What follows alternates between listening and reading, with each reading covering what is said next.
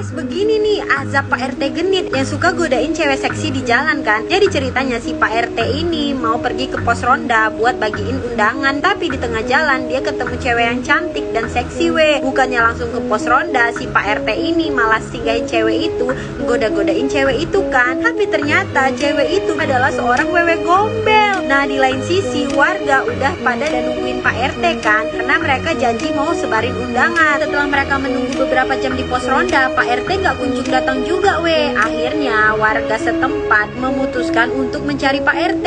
Mereka menemukan kalau Pak RT ini lagi ditangkap sama wewe gombel we. Wewe gombel berjanji akan mengembalikan Pak RT asalkan warga mengasih sesajen setiap malam Jumat. Setelah Pak RT dibalikin, mereka nggak mau ngasih sesajen itu we. Mereka malah mengancam bakalan membakar rumah si wewe gombel dan mendatangkan Pak Ustadz. Akhirnya wewe gombel ini memutuskan cabut dan lari dari tempat itu. Guys, parah banget ibu ini ngelihat anak perempuannya jalan dan nerima uang dari kakek kaya raya we. Jadi ceritanya semenjak anaknya ini mulai remaja, anaknya itu nakal banget dan gak bisa dibilangi we. Sampai pada suatu hari anaknya ini kabur dari rumah, dan pas dia lihat anaknya itu naik ke mobil mewah. Ibunya memohon supaya anak perempuannya ini pulang ke rumah kan. Anak perempuan ini gak mau dan malah ninggalin ibunya gitu aja. Dia mendapatkan informasi di mana anaknya sekarang tinggal. Pas dia datengin rumah tersebut bener-bener kaget ngelihat anaknya tinggal bersama kakek-kakek tua. Dia mau marahkan ke anaknya, tapi ternyata kakek itu menjelaskan si kakek ini nggak genit sama sekali ke dia we. Jadi si kakek ini dulunya punya cucu yang meninggal akibat kecelakaan. Donor jantung si anak perempuan ini adalah cucu kakek tersebut. Makanya si anak perempuan ini merasa bersalah dan berusaha merawat si kakek ini. Si anak perempuan ini juga bekerja merawat kakek itu dan dia digaji yang banyak karena dia mengumpulin uang untuk membayar hutang-hutang ibunya we. Dari disitu ibunya benar-benar terharu. Sekarang mereka bertiga tinggal bareng. Guys, parah banget cowok ini jadi mahasiswa abadi di kampus karena ternyata dia disukai sama setan abadi di kampus tersebut we. Jadi ceritanya si cowok ini adalah mahasiswa abadi di kampusnya kan. Sampai pada suatu malam dia mau pergi ke perpustakaan kan buat nyari bahan revisian. Sapamnya udah ngingetin dia untuk jangan masuk di saat jam maghrib, tapi si cowok ini nggak percaya we. Nah, pas lagi baca-baca gitu tiba-tiba ada cewek cantik yang nyamperin dia. Cewek itu benar-benar cantik dan membuat dia terpesona dan jatuh cinta. Ini juga goda-godain dia we. Pas si cewek ini mau ngambil